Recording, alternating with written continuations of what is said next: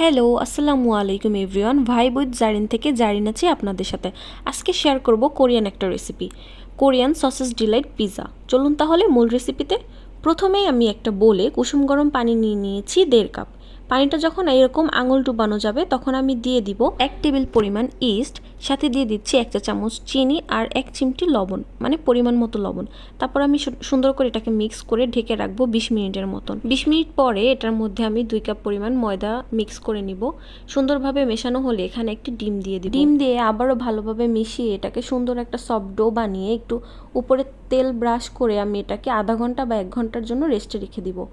তো আধা ঘন্টা রেস্টে রাখার পরে এই যে আমার ময়দাটা এরকম হয়েছে। আমি আরেকটু বেশি সময় রাখলে আরেকটু ফুলতো, আমি একটু কম সময় রেখেছি, আমার হাতে সময় ছিল না। তারপর আমি এরকম 4টা লেচি কেটে নিয়ে এরকম পরিমাণে আমি এটাকে বেলে নিয়েছি। বেশি মোটাও করা যাবে না, একদম পাতলাও করা যাবে না। বেলে নিয়ে আমি দেখুন এভাবে করে গোল করে রোল বানিয়ে তারপর এভাবে কেটে নিয়েছি। আপনাদের দেখার সুবিধার্থে আমি জুম করে দেখাচ্ছি। আমি এরকম সুন্দরভাবে কেটে এটাকে একটা শেপ দিচ্ছি। আপনারা একবার শেপটা ফলো করলেই সবগুলি বানিয়ে নিতে পারবেন। আমি একটা আপনাদের ভালোভাবে দেখিয়ে দিচ্ছি। এভাবে ঘুরিয়ে ঘুরিয়ে সসেসটার সাথে ময়দাটাকে সুন্দরভাবে এভাবে ঘুরিয়ে একটা শেপ দিয়ে নিতে হবে। আমি এভাবে করে সবগুলো বানিয়ে নিয়েছি। তারপর একটি ট্রেতে তেল ব্রাশ করে আমি সবগুলো এখানে রেখে একটু রেস্টে রেখে দেবো 15 মিনিটের জন্য। 15 মিনিট পরে আমি এগুলোর উপরে একটা ডিম ফেটিয়ে নিয়ে সুন্দরভাবে ব্রাশ করে নিব।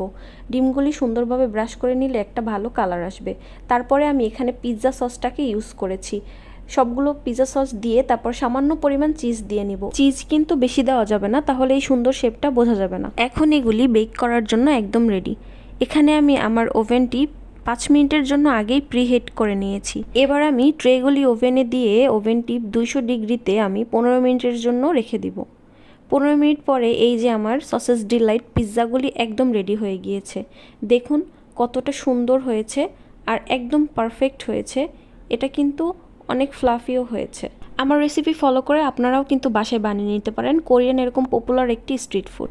আমার রেসিপিটি কেমন হয়েছে অবশ্যই কমেন্ট করে জানাবেন।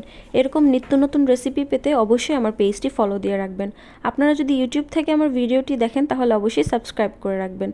দেখা হবে অন্য কোনো ভিডিওতে। সে পর্যন্ত সবাই ভালো থাকবেন।